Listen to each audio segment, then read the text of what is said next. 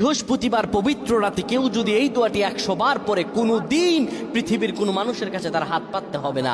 পৃথিবীর সব কিছু তার পায়ের নিচে আল্লাহ হাজির করে দিবেন। দারিদ্রতা থেকে মুক্তি দান করবেন, বিপদ আপদ থেকে মুক্তি দান করবেন, তার সম্মানকে সুউচ্চতা দান করবেন, অসুস্থতা থেকে দূরে রাখবেন। আল্লাহর অশেষ দয়া ও রহম তাকে দান করে দিবেন। সুবহানাল্লাহ। বৃহস্পতিবার রাত এটি গুরুত্বপূর্ণ রাত। এই রাত সপ্তাহে একদিন আসে। আরবিতে রাত আগে আসে, দিন পরে আসে। সুতরাং বৃহস্পতিবারের যে দিন গিয়ে রাত, এটি বৃহস্পতিবার রাত নয়, এটি শুক্রবারের রাত, এটি জুমাবারের রাত, এটি দোয়া কবুলের রাত, আল্লাহর কাছাকাছি হওয়ার রাত। সুবহানাল্লাহ।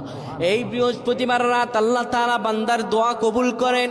কেউ যদি বৃহস্পতিবার রাতে ঈশা নামাজের পরে পবিত্র হয়ে ইয়া হাইয়ু ইয়া হাইয়ু ইয়া হাইয়ু ইয়া রফিয়ু ইয়া রফিয়ু ইয়া রফিয়ু এই দোয়াগুলো পড়তে পারে 100 বার, আল্লাহ রব্বুল আলামিন তার মর্যাদা বৃদ্ধি করে দিবেন।